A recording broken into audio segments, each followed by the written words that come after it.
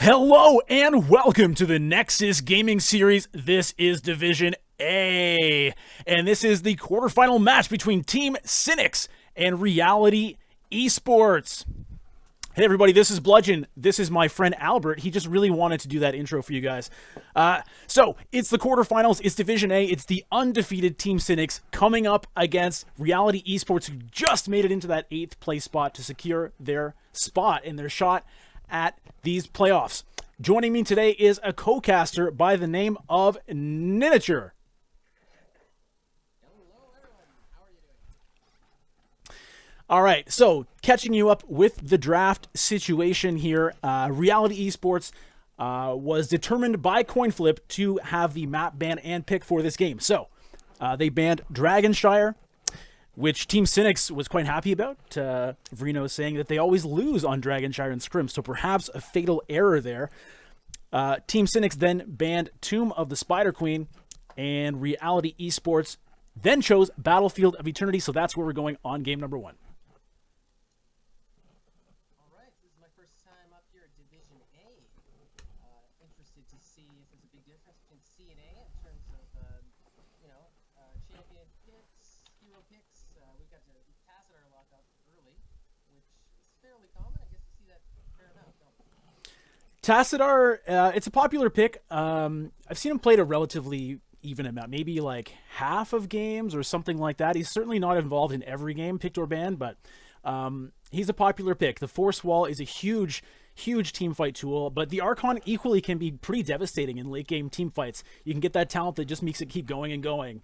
And Tassadar is a huge threat, on top of the fact that you can use it with like a double or even triple support comp. So pretty strong pick, and I believe the last time I casted Team Sinix, they did in fact use Tassadar. Navala and a Garage locked up. Blue side. Red's going to want to stake here to deal with that strategy. It's good against Garage. Then Medivh, he's always a great counter to Garage. Help portal his teammates back to the team and shield them temporarily from all that burst damage that's going to be coming in. All, likely the Hungering Arrow build, great damage against the Immortal. I don't know, what do we think we're going to see out of Red? Yeah, well, we'll have to see. So obviously Immortals DPS is a big deal. Tracer, not bad at that, and also just really good at bouncing all around that area that both these teams are going to be clustered in for a lot of this zone. The other thing that's nice about Tracer is if she happens to get caught by Garrosh, she can just kind of blink away. So Team Sinix perhaps adapting to that Garrosh pick already with Tracer. ETC also coming out. What's there to say about this guy? This cow has just been picked, banned almost every game for a long time, and that's because he's just so versatile. He's a great peeler, he's a great initiator, he has a great team fight ability, he has a great global ability if you choose that. So not really a shocker to see him show up here at any point. Not really. Tracer also pairs extremely well with Tassadar. Shielder, and she can dive in, deal a bunch of upfront damage, not really take too much damage. Hold on a second. Thank you, chat. Let me know that, in fact, Ninicher, you've been muted this whole time. So I'll use a magic spell and bring the sound back to you. Here we go. 3, 2, 1. Presto. And you can hear me now? All right. Sorry about that.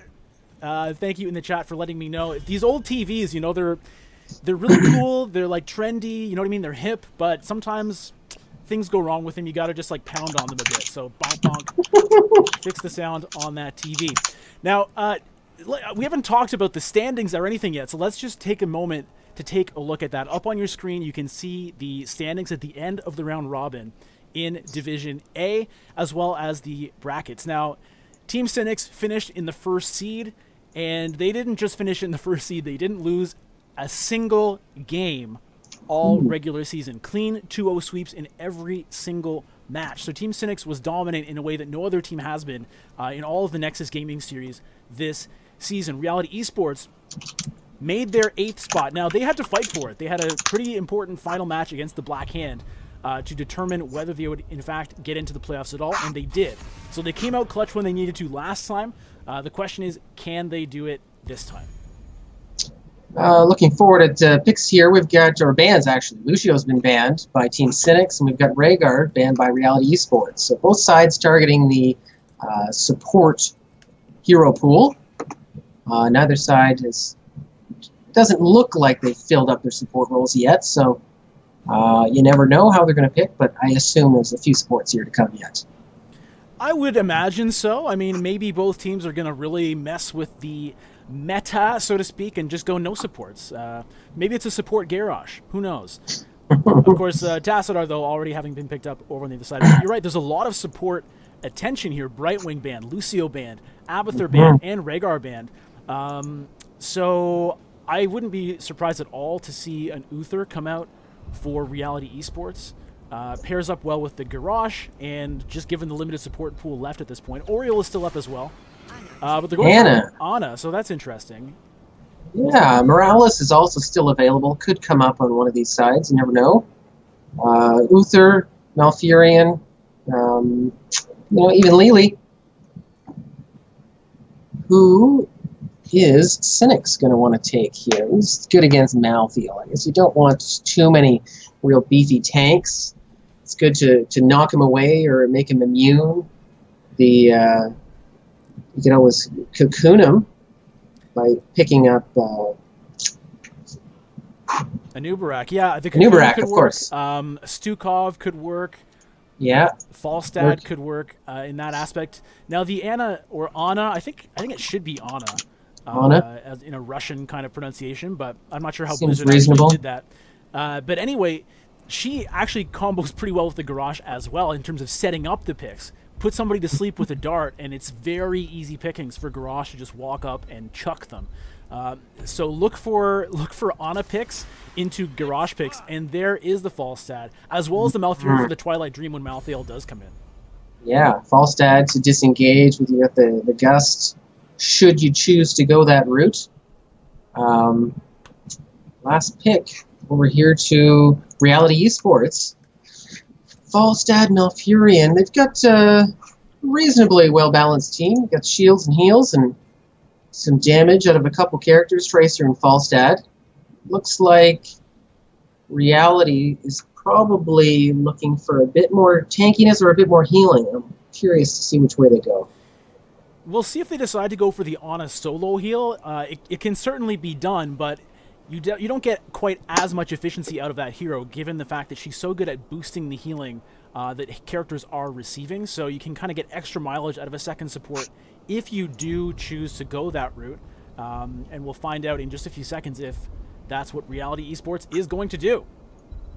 And it sounds like they're up for a challenge here against the undefeated number one place team from the regular season. Stukov is the route they go. Yeah, indeed. Yep. So Stukov is pretty nice pick on this map in particular. There's a lot of kind of drawn-out skirmishing that goes on around the Immortals. And so Stukov getting that persistent kind of AoE healing for the team is a pretty nice thing to be able to do, which is a contrast to Ana, who kind of just picks one target at a time. So that's the lineup here. Before I take these graphics off the screen, you can see that Edward Torres Sucks already took out 2+2 in the other quarterfinal match that has taken place. And so the winner of this best of 3 will move forward to take on Edward Torres Sucks in the next round. So with that, we will get these... Well, whatever. Let's leave the graphics up. Who cares? Now, let me know in the chat, who do you think is going to win this? It's hard to bet against Sinix, but you know what? They've been messing around with their roster a little bit. Verino was chatty during the coin flip, and he filled me in a bit that after the end of the regular season, Team Sinix actually made a couple of roster changes, and Verino has felt really good about how the team has been doing in practice with those new members, but due to the roster lock rules of the league, during the playoffs, they can't use those new members. So actually, they're bringing back Sargeras, who used to play with them, but the scheduling just didn't work with the team. And they've got Chromage playing today. So we'll see if the roster confusion maybe gives Reality a chance to crack the armor in Team Sinix. But we'll find out very soon as game number 1 has begun. Over in the blue side, it is Team Sinix. Chromage playing Tassadar. Valimar is going to be blinking around on Tracer, and we've got Caleb Reese on ETC, Verino on Falstad, and Sargeras on that demonic-looking Malfurion. We've got Reality Esports over on the red side. Infofox is playing Vala. Magnetic on Garrosh. Matt 407 on Ana. We've got Real Rad Dad playing the Malthiel, and Tay sporting Stukov. All right, so the teams are splitting up across the map. It looks like it's a 2-3 for Sinix and a 1-4 for Reality Esports. So it's interesting to see the differences in how these teams want to play the early game on this map. You never know if this is going to stay this way, but Tracer Tassadar will be a nuisance up there for the Malthiel. So we'll see if Reality Esports can push bottom and get an equal amount of damage that blue side gets up top. Yeah, and I think it's going to come down to Magnetic. If he can land a couple of really nice ground breakers into a throw, then maybe they can get a kill here. But it looks like they're abandoning the four-man strategy and looking to match Sinix, sending Ana up top to help out Real Rad Dad. And that's going to be a really big help there because Ana can just fill somebody with health for a really long time. Looking at talents here, we've got Tassadar stacking with Cyan Fusion. We've got Malfurion stacking Moonburn. We've got Falstad stacking the Seasoned Marksman. We've got a few stacking quests down on the other side as well. Vala going with typical Hungering Arrow build. And we've got a kill here on a Falstad early. Yeah, they did manage to get Falstad there. And Sargeras, he did his best with Malfurion. But Malfurion is not really a burst healer. And they were not able to keep Falstad up. So first blood going over to Reality Esports. You gotta look out for that Garrosh throw. It's always dangerous, especially in the early game, in this laning phase, and Falstad is vulnerable to a fair amount of burst damage. He can't really take that kind of damage. Yeah, the nice thing for Falstad is when he does spawn, which is pretty quickly in the early game, he just flies back to lane. So not a really big loss. He's going to have to have that cooldown not available for a little while. But the Immortals have spawned right now. Neither team really going offensive here. A couple members of Sinix putting some DPS on the Immortal, but they're now coming back down to defend. And it's going to be 4v5 here. Falstad a little bit farther. He can get in quickly if he needs to. Power Slide goes down, and wow, nice stun to follow up. Vala drops quickly. Tay now has the Pulse Bomb, and that's his second kill, going over to Sinix already in this team fight. That was a beautiful engage from Caleb Reese on the ETC. He got behind Vala, knocked her back into the Immortal stun, and down she went. And Stukov was soon to follow. Well, first blood did go to Reality, but Sinix coming back strong with that team fight. Now getting their chance to put a lot of DPS onto this Immortal. It's fairly even at the moment, but slight lead over to Sinix as the halfway point is reached. Everyone seems to be back up alive. They're all congregating here in the middle around the enemy Immortal, so it looks like it's going to be a race. Immortals are on opposite sides, both teams pushing as fast as they can. It looks like Sinix is going to take it. Sinix takes the Immortal. Reality Esports, I think they probably knew that was going to happen, but they just did not feel confident engaging them, and so decided to just kind of take away as much of the shield as they could, which ended up being about 90% or so. Yeah, we've got Falstad and Malthiel back up in the top lane trading, both sides pushing bottom. This Immortal's not going to be too difficult to take down, but I do expect it to do a little bit of structure damage here. Yeah, I mean, they can probably at least grab those two turrets, if not the whole front wall, which is definitely not nothing. They may be able to get a fort here if they can get a kill. Magnetic getting pretty low. Caleb Reese, though, gets thrown into the fort, and so he's trying to get away. They're putting the damage in, but the Tassadar is shielding. The healing is coming out. Vala gets the kill. Final arrow from Vala takes him down. They managed to throw him a couple times back into the damaging shots from the fort, so that was doing a wonderful job. Slowing down ETC, preventing him from getting out. Just a slight overextension there by the ETC. Yeah, a little bit. We saw them almost take down Valamar's Tracer as well, but Valamar managed to blink away with like 50 health or something like that. Anyway, so pretty decent defense there. The fort stayed up, but still, whole front wall gone, and that's a nice XP lead right now for Sinix. Top lane, we've got Ana trading blows with Falstad. It looks like that's not going to continue. Malthiel beaming home to refill his mana health. And he'll return up to lane, down on bottom. Garrosh just tossing Tracer away, and ETC is coming in for an engage. Yeah, Looks Caleb like Reese all was is- waiting really patiently in that invisibility zone, and Infofox now has been split off from the rest of the team, and Vala taken down yet again. Pretty patient there from Caleb, waiting for the right moment to flank on the ETC, and it seemed to pay off pretty well. It did. Up 3 kills to 2 now, Team Sinix. Both sides have level 7, though. They're picking up their level 7 talents, so nobody's running away with the experience lead at this point. Team Sinix picks up the Impaler's bottom, and they're looking to continue picking up neutral camps, it looks like, in preparation for the next Immortal phase. Yeah, and right now it's looking pretty likely that Sinix is going to hit level 10 first. The structural XP, the mercenary push, as well as the slight advantage in kills has put them almost a full level ahead at this point. And look at Valimar just waiting. Oh, they're going in on Malthael. Can she land the bomb? Pulse bomb And is it on, looks and like that's the end. the end of Malthael. The end of Malthael. So he's got a 15-minute death timer here. We'll see him shortly, but this is a good start for Team Sinix here, coming into the Immortal phase. Yeah, really nice timing. If you can get a kill right before the Immortal spot. I mean, yeah, he'll be back pretty soon. But Verino gets low again, but Falstad just kind of uses that dash to get out of there. Everybody crowding around this Red Immortal right now. ETC takes a bit of a blow, but looks like Reality Esports is just trying to defend here. They're taking some chip damage on their Immortal, but staying alive. Oh, almost a grab on a Malfurion there. Yeah, Magnetic, he got the Groundbreaker, but he couldn't get the throw to happen. Falstad's splitting right now, but he's deciding to come back down to the team fight at this point. So that was a 5v4 for a little while, and Sinix did a pretty good job of just kind of wasting time. Verino gets flipped over into the death zone. Can they get the kill? No, they cannot. It's Infofox who goes down instead. Yeah. Meanwhile, all this is happening. There's some great value bottom with the Shaman and the Impaler camp that pushing on the keep. It doesn't quite take it down, but it's done some solid damage. Matt 407 lucky to walk away with his life there. Sinix was chasing them really far, hoping to get that extra kill. But instead, they now are just taking advantage of the time to get that Immortal damage. And look at that, it's basically 50%, while the other one's still at 100. Yeah, Reality's going to have a very hard time defending the rest of this. Team Sinix slowly approaching level 10. They're only about half a level away here. This is going to be a very threatening moment for Reality.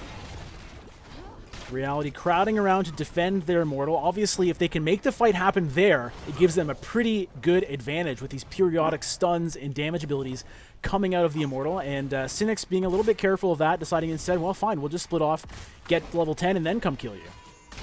Yeah, Sinix doing a good job with team positioning. They've got Tracer and ETC up in the front line, poking, looking for a chance to land some CC, and the support is way back. You notice Tacitor and Malfurion huddled together at quite a distance away from the enemy team, and they're managed to refill the health pools of those two members up front. They're doing a good job just poking in a safe manner at the moment. So level 10 has been picked up by Team Sinix. We've got Mighty Gust, Twilight Dream, Mosh Pit, Pulse. Whoa, team fight is happening. Real Rad Dad gets thrown over the side by Magnetic, but Magnetic, in fact, is going to get slaughtered for that help. One goes down. Yeah, his whole team was on the other side near the camp. They weren't able to support him, and all of Sinix just bear down on him and took him out. Another second Immortal pushing top. It's got a bit more shield than last time, but look to... I expect Reality is going to lose a fort or two here, if not more. We're able to get on the other side of the fort, pressure away the enemy team, and oh, they're even in near the fort wall. There goes Vala again. Yeah, sorry, I've just been informed that the title on my stream is wrong, so I'm going to try and get that fixed if I can. Miniature, take the wheel for a minute, would you? Yeah, Immortal's still pushing top lane. We've got all of Team Sinix here supporting the Immortal, other than Falstad, who beamed home. He's able to jump in. ETC dives in and down. No, nobody goes down. Vala's just respawning.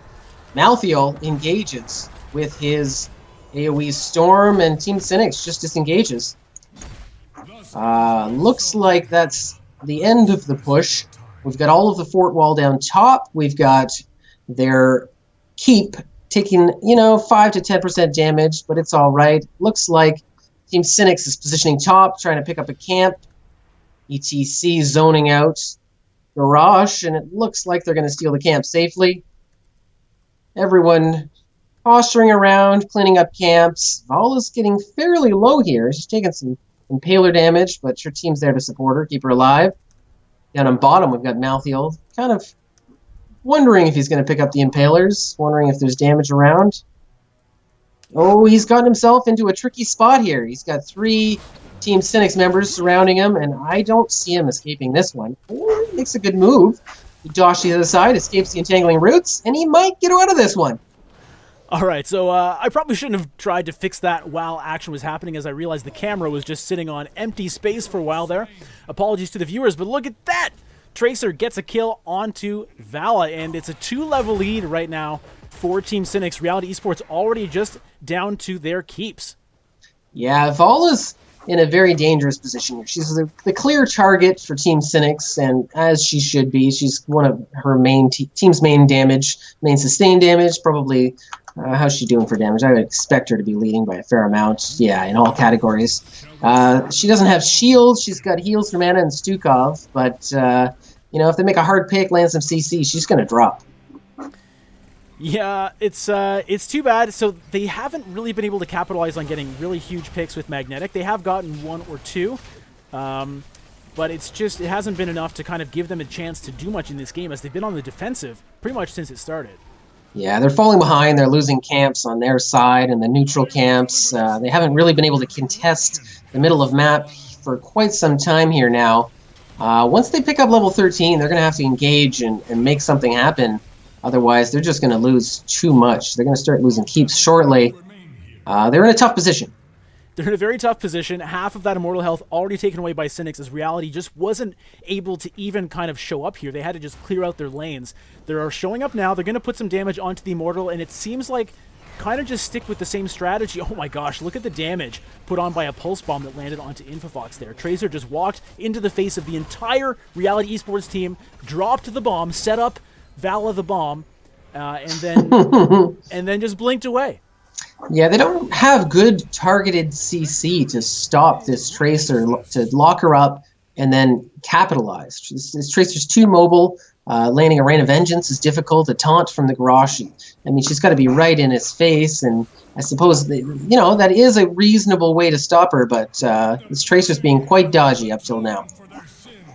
It's true. I'm starting to wonder if maybe an Uther would have been a better pick rather than the Stukov. As much as I do love Stukov, he's very much worse at dealing with something like Tracer. We've got a half-shielded Immortal here doing plenty of range damage to the structures of Reality Esports. ETC gets thrown in, but he's got wonderful escapes and manages to get himself out. The CC follow-up just wasn't quite done correctly, and looks like they're going to continue to push. I don't think this keep is going to last long. That keep is over, and the Immortal still at very high health here. Oh, look at that stun. Look at that damage. Vala Stukov just getting melted there, and I don't know if Team Sinix is going to have to leave here. Malthiel getting wrecked as well. The Tormented Soul's not enough. I guess either Sinix doesn't have any souls maybe to torment, given the way they play this game. Maybe they made a deal with somebody. Yeah, it looks like ETC landed a wonderful mosh pit there to engage in that team fight. The whole team collapsed together in a beautiful way, and down goes the core of Reality Esports. That's game 1. Game 1 going over to Team Sinix. Reality Esports, you know what? They put up a decent fight. They got first blood. They got a couple of picks, but it didn't work out. Sinix just kept that pressure up. They played a really nice game. I'd say the draft really was well done by Sinix, and perhaps Reality needed to rethink a couple things, but that's just the way the news goes, and we're going to be going into game number 2 after this. This is a best of 3, so this could still, Reality still has a chance to come back here, but it's going to be a very uphill battle. With that said, we will take a short break, and we will be back after this. Don't go anywhere.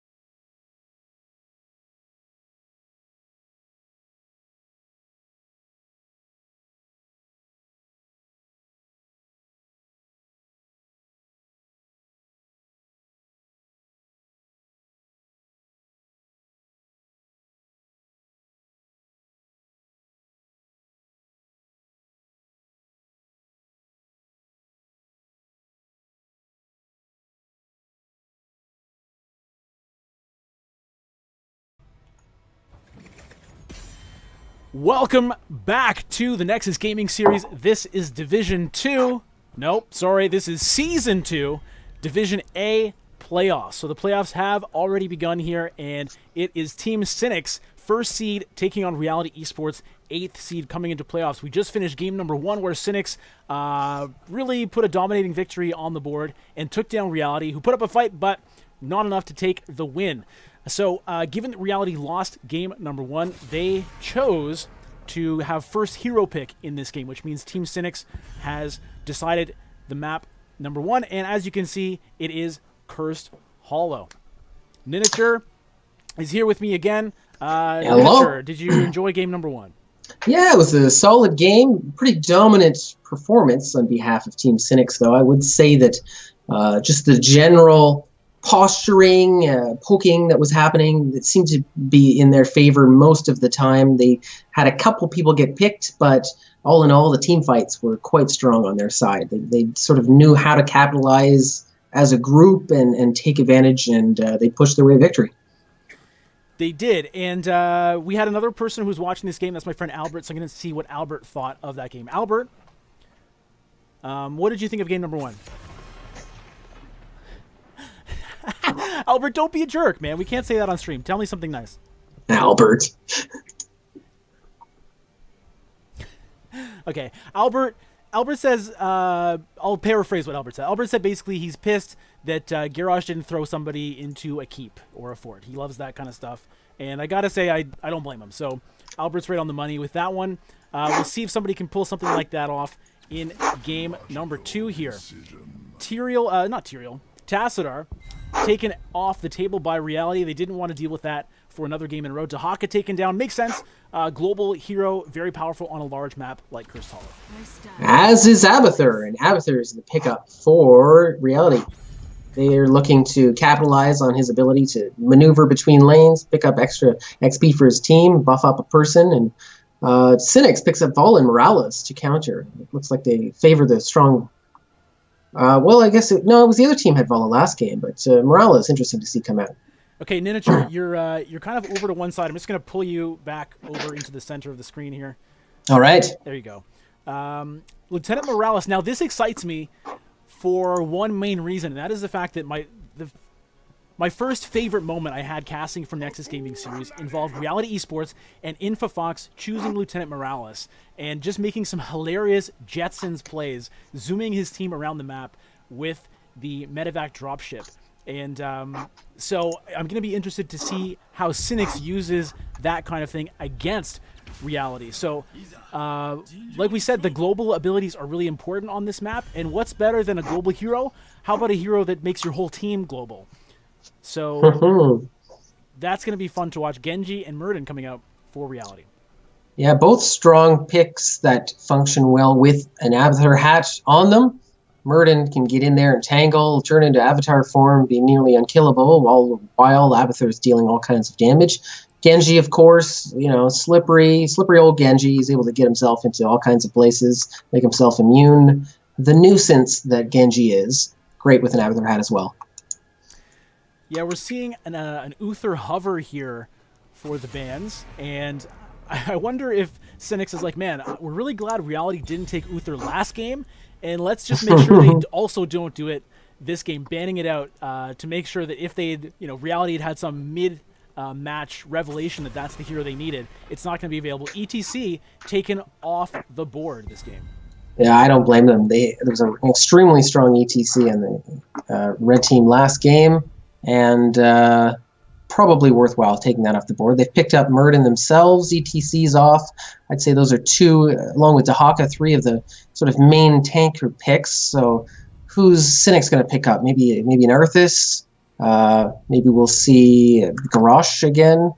Who do they want to pair here with Vala Morales? Yeah, I mean, Garrosh could show up. Morales is not the best support to team up with a Garrosh, but I have definitely seen Sinix pick up a late Garrosh in a draft before. They're definitely not afraid to do that if it is left open. But they're going with the Anubrak, and I think that makes more sense with the comp they put together already. Brightwing coming in for global ability again on the side of Sinix. Abathur is going to have a lot of ground to make up for here. Yeah, Brightwing as well. Great counter to Genji. She can blind him, I believe. Doesn't Brightwing have some form of blind damage prevention? Yeah, Nubrak, obviously great CC as well. The polymorph can definitely... Of course, polymorph is a great tool against the Genji engage. Got to protect this Vala in some way. Looks like they're going to be investing a fair amount in the Vala damage coming out, so there's 2 champs that are going to help protect from the hard dive of Murd and Genji and whoever else they pick. Bahamut, good to see you, man. One of our fellow Nexus Gaming Series casters is in the chat, and he is cheering, and he's cheering for games. So I assume that means he wants the most number of games possible, which would mean a best of 3, which would mean Reality needs to win this game, and we've got their full team comp to see if we think they can do it. Oh! Illidan coming in. Albert, what do you think about Illidan? Okay, Albert... Again, Albert, this is like... I can't say that, but... Anyway, Albert loves the Illidan. He's psyched to see Illidan coming in here. Perhaps, Albert is, I believe, a troll. I hope that's not offensive to say Albert. And Illidan being another kind of non-human type dude with cool hair, I could see the kinship there. So, Rhaegar, Li Ming coming out to finish Reality Esports' composition. And then the Illidan, though, that's where all my attention comes in. Ninicher, tell me what you think about Illidan here. Illidan is surprising to me. Illidan seems like the kind of pick that Team Reality Esports would have wanted. He goes great with an Abathur as well. I don't see a ton of global map pressure on the side of Reality Esports, but on the side of Sinix, they've got plenty with Morales' ability with Brightwing, and Illidan can theoretically dive across the map as well. I think that's going to impose a lot of map pressure on the team of Reality Esports. Well, yeah, I mean, that's a really great point. Illidan, again, another potentially global type ability, or semi-global. I think that Sinix is looking to show their ability to play the map in game number 2 here. Yeah, I agree. So, on the blue side, it is Team Sinix. We've got Sargeras on Lieutenant Morales, Valimar on Vala, Chromage playing Brightwing, Caleb Reese on that Anubarak, and we've got Verino this time looking to slaughter some people who may not be prepared for it on Illidan. On the red side, Reality Esports. We've got Infafox on Abathur, Matt407 playing the Li Ming, Real Rad Dad on the Genji, Magnetic sporting the Murden, and Tay on Rhaegar. All of Reality piling into the mid lane here. We've got a nice little split. Illidan just hiding behind his wall, keeping an eye on things here. Keeping a lid on things here, and we've got a push started bottom though. They're already onto the turrets. They've got heals coming into Caleb Reese, and down goes a tower already. Yeah, nice pylon in the bottom lane, getting an early structure there, which is unmatched by Reality Esports. So Sinix coming out strong. Again, like I said, they're looking to play the map, and they just did it. They got a tower down without any heroes really even being there. Yeah, that was quick. Often it's best whenever a team is doing something like that to try and do a similar thing elsewhere. I mean, you don't want to fall behind. Reality's decided to come and counter, but because they weren't matching and they were responding sort of defensively, they take some turret damage and they're fighting from behind a little bit early. Yeah, to be fair, when you have an Abathur, the early game is going to be a little bit rougher. That's true. You just have fewer people to defend on things, and Sinix made a great call, though. They just called where they thought Reality wouldn't be, and they were right. Yeah, we've got Illidan top lane by himself. Abathur's trying to counter his push, but obviously Illidan's going to push harder. Illidan walks into a couple mines, and he's got a little duel with Genji, but looks like he's going to... Oh, is he going to escape? He's in trouble! That, and First Blood does go over to Genji. They kill that Illidan early, and it must feel good. Yeah, that was well done by the Genji. He knew he had the support of Abathur. The Abathur mines were, very well laid there to pick off Illidan early, deal some damage, and they got a pick, but they lose Rhaegar bottom. Yeah, I mean, it's nice that they got that kill on Illidan, but meanwhile, the bottom lane, the 4-man there, they just knew, like, whatever. We don't care that Illidan is dead. We're just going to keep pushing into this structure, and meanwhile, like, they just got a kill. They almost got 2. Reality just was not able to defend there. Up in top lane, Genji's pushing. Here's our first tribute. Let's see how teams decide to posture for this objective. Team Sinix is up. Oh no, we're even on levels now, 4-4. So talents. talent. Reno diving onto Infofox there, just putting a little bit of fear into that Abathur, but Abathur just took a couple of steps away, and it was no big deal. Looks like Sargeras is going to complete the channel, and the first tribute goes over to Team Sinix. Yeah, Reality just has to give it up. They didn't really have the positioning to make that fight, and Abathur's not quite strong enough just yet to contribute a whole person, it seems. So they decided to give that one up. They're going to contest future ones, I expect. Yeah, one tribute, doesn't do anything. It's 3 that counts. But, you can't get to 3 without getting to 1 first. So Sinix already ahead of the game in that sense. About a level ahead of Reality Esports here. Reno getting pushed out by Real Rad Dad, again with that Abathur help. Reno quite aware of the danger that poses. He decides to just kind of vacate the premises there. Yeah, Reality's picked up the siege camp. They're looking to push with it, but Sinix has been camping in the bush. They're looking to turn. They're going in hard for Rhaegar, but I think he's made enough distance to escape that threat. Matt 407 up on the top side, just putting some poke down there. It's a 4v3 in this vicinity, but the 4 is sticking very close together, whereas Matt 407 is kind of unable to really get in there. And Tay has to walk away. So the healing totem is used, but they can't afford to stand in it, and they have to just kind of abandon that territory. Yeah. Up in top, we've got trading happening between Illidan and Genji. Genji looks to be winning those trades anytime they're happening. It's not just Genji, of course. Abathur is contributing a fair amount, and that's going to swing one of those team fights, one-on-ones, in the favor of his teammate pretty much every time. Yeah, Real Rad Dad and Infofox doing a nice job teaming up to put the pressure on this Illidan, forcing him to walk away. They even up the tribute score here, which is very key, I think. They cannot let Sinix run away with these objectives. Absolutely not. But Sinix continues to push bottom. They've taken out the siege camp. They've pushed and done a fair amount of damage. Certainly made Reality lose a good amount of ammo on their turrets. We got trading happening mid, but Abathur's at least positioned himself up top. He's gaining XP in that lane for his team, pushing that wave out. We're even on level 7 talents right now. Things are fairly balanced. We've got 1 tribute aside. Let's see what happens as these team fights begin to happen. Yeah, speaking of team fights, there's a team fight over the boss there. Sinix pressuring, or at least positioning themselves to take on that first boss. Reality kind of feeling like they needed to walk in and do something about it. Sinix turning the tables, chasing them out, and getting a kill onto Murden. I don't know if they're actually going to go back for that boss, or if the whole thing was a bait from the beginning. It could have been a bait. It looked like they were just sort of positioning such that either they'd get the boss or they'd get the kill. They chose to turn on the team and take a kill. They did a good job capitalizing, and they're back on the boss now. Yeah, they decide to go back for that boss after all. Up in top lane, Reality is taking a boss themselves, or at least Genji and Li Ming are attempting to. Rhaegar's up here to contribute, but they're going to have to sacrifice this tribute in order to meet boss takes. Yeah, probably worth it here to even up the pressure on the map. It's just the second tribute for Sinix, so it doesn't trigger a curse yet, but it does put them 1 away from getting that rolling. I like this siege camp invasion here. They were aware of that respawn timer, positioned themselves in there to take it as soon as it spawned. That siege camp is going to be a nuisance, and it's going to be no help to the side of Reality. Bosses are pushing bottom and top lanes. Yeah, Looks but like, the difference is the blue boss is going into the keep wall here, whereas the red one is like just taking down the mana drink at the top lane.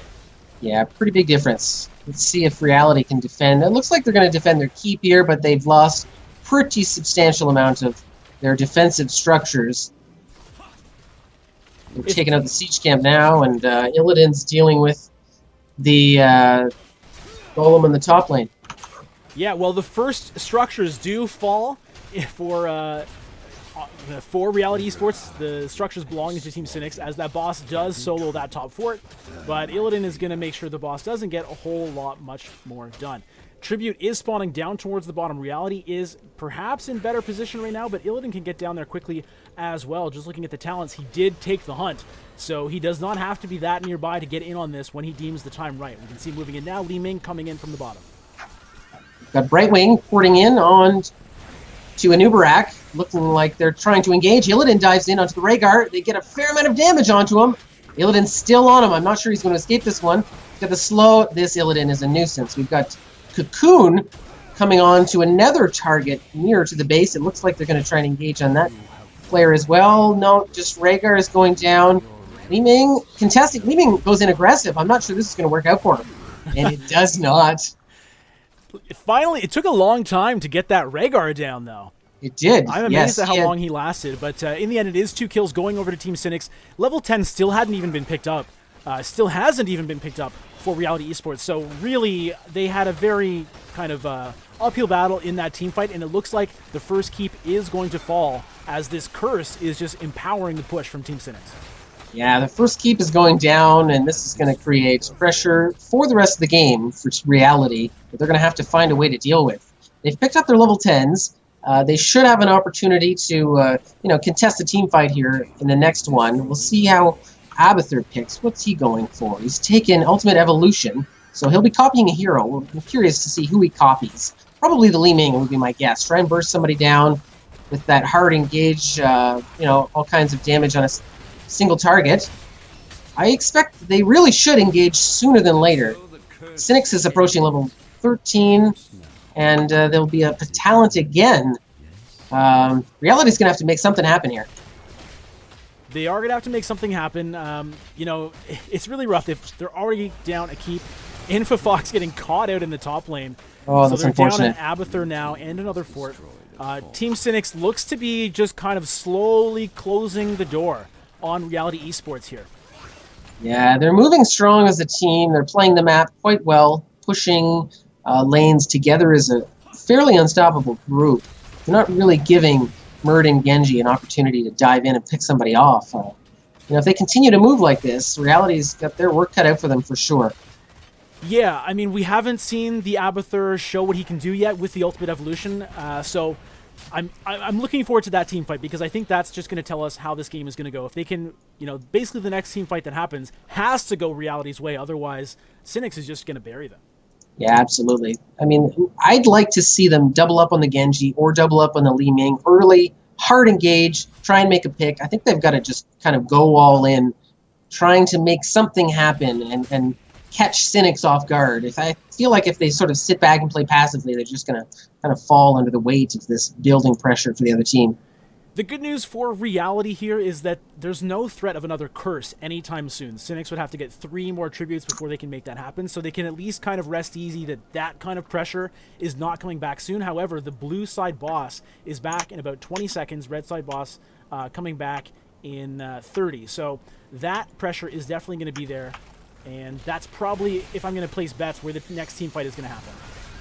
Team fight's happening right here at the base of Reality. Rhaegar's caught out. They chain the CC and take him down. He cannot escape.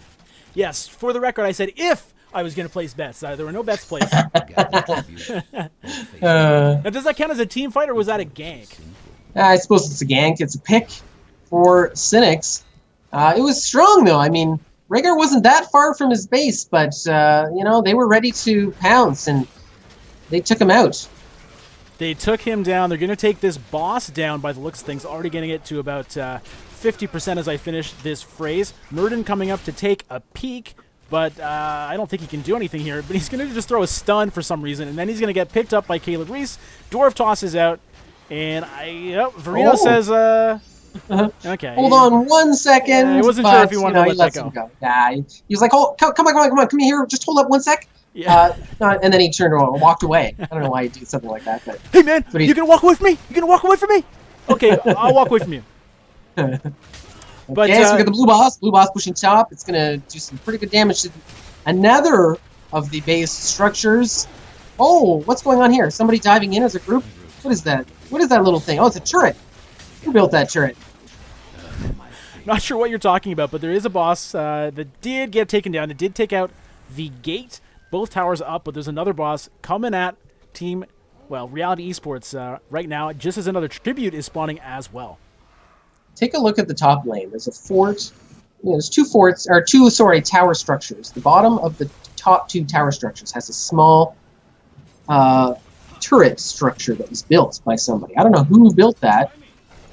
Okay, so the Ultimate Evolution did come down. It was used basically to zone Sinix away, allowing Reality Esports to grab that tribute, which is really, really nice for them. It puts them 1 away from activation, but more importantly, perhaps, it puts them 2 away from having to face it. That said, while all this is going on, there's a boss walking right into Reality Esports' core. It is. I'm still looking for somebody on Twitch to tell me who built that little turret structure. Anyways, it looks like the core is going down. Reality's got to do something here to stop this. We've got Illidan going deep. He's all over Li Ming. The Ancestral Healing comes in on Muradin, but he's losing teammates. Genji has fallen. Li Ming's being targeted again. Illidan's on top of her, but she's back to the core. Illidan decides to turn onto the core. You know, he's a menace on the core this late game. I don't see how Reality stops this. Well, they did get a kill onto Brightwing, but it doesn't matter because that core is dropping fast. 2%, 1%, 0%. That's Team Sinix coming out with a 2-0 victory over Reality Esports. Yeah, it's well done. Sinix, you know, the strong team-fighting team. They've shown it again. They had a great season, and, you know, they're looking to keep that going throughout playoffs.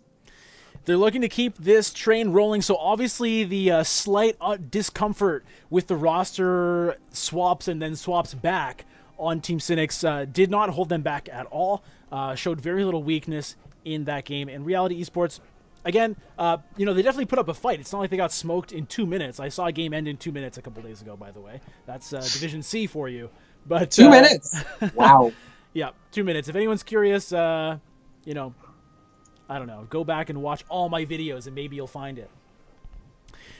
But anyway, Sinix, what can I say? They haven't lost a game still to this day. So they're going to go up against Edward Torres Sucks in the semifinal match, and we'll see if they can do it. Nobody has just yet. Let me see if I can get an interview with Verino to maybe talk a little bit about how his team is feeling after the roster swaps and how they feel after this match. While I'm lining that up, Ninicher, give us your final thoughts. Team Sinix, they're looking strong.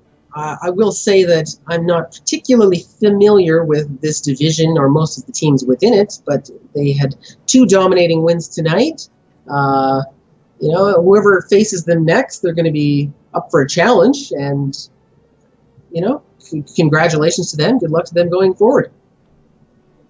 All right, so with that, I'm going to put the stream into break mode, and I will come back when I have an interview.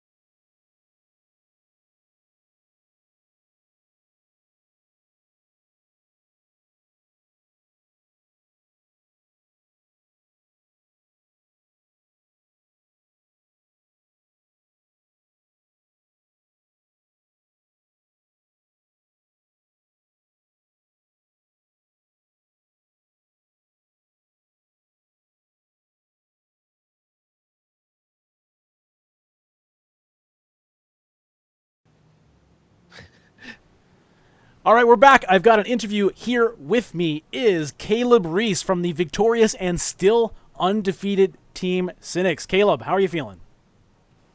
Feeling good. It feels good when you get carried by your teammates. You know what I mean? Is that what you feel like? I'm just there for looks. Oh, Okay. okay. I don't believe that. There was some solid tank play there, Caleb. Just ignore that. I'm just there for looks, boys. Well, I appreciate that. I mean, everybody likes a good-looking tank. So, or I suppose anybody likes anything that's good-looking, tank or not. Anyway, before the game, I just want to ask you about this. Verino was talking a little bit about how your team is kind of going through some roster changes, and so he felt a little bit awkward coming in here. How have you felt about that? How did it work out in practice? Oh, roster changes, man. We're a relatively new team. We've been together for 3 months now. Well, I mean, I guess I should say, when I say we, I mean the core three, which is Valimar, myself, and Verino. We purposefully are not trying out any known names, and we don't reach out to anybody who's a free agent that has been like on other teams that are high up because of fear of coming in with huge egos or problems that we're not willing to fight them to fix. So we're trying to build up our own talent in-house. I think that's the best way to go about it. Plus, we can set the stage for how we want the team to run. And so it's been definitely a struggle finding the right mix of players. It's not just skill, and then sometimes you think someone's good for a week and they end up the next week's not playing very well, or they're not professional, they don't show up on time and stuff like that. And we're not a team that we're not playing a game. We're doing this for a job, We want that HGC gold, so... Yeah, so it's been rough. That's interesting. A lot of people, I think, when they're thinking about team structure, it all comes down to like what can I see in the game, who is hitting whom with skill shots and whatever. But Heroes of the Storm really is, more than a lot of games, so focused on the ability to communicate and teamwork, people trusting each other and that kind of thing. So it's interesting to hear how you're focusing on that aspect. And obviously it's been working out for you. No games dropped in the regular season so far. No games dropped in the playoffs either. There's a funny thing to that because the players that we currently have, that you saw us with so far, we like everything about them this far. But because of the new roster changes that, real life happens and we're having to get 2 new players coming in, I think that the fans are going to have something to look forward to. If you think we're good now, I think we're going to be a little scarier later. So what is the next step? I mean, obviously, okay, the next step is semifinals where you're going to face off against Edward Torres Sucks. So while we're on that subject, how are you feeling about that matchup? I mean, I think I know the answer, but let's hear it. I mean, I'd love to come in here and say that we're feeling extremely confident, but again, we currently don't play with 2 of the people on here. So, like for example, Chromage, he doesn't play with us anymore because of real life stuff, and same thing with Sargera. So they're essentially subs right now, coming in, not playing with the team for a few weeks now.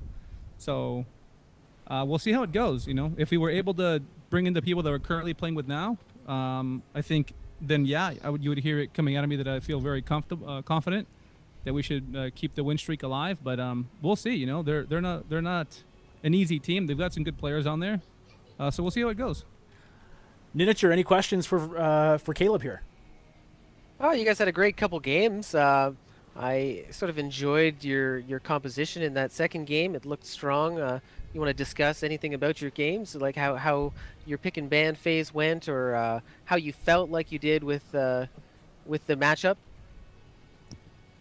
We saw really early Abathur. I know a lot of teams in HCC love to do that, and we've just played against it so often. So we kind of got hyped. We really got hyped up, really happy. I don't want to say it's a free win, but like the burden of execution is extremely high against the cancer push comp, and so as long as we don't purposely feed, like it's really hard to win.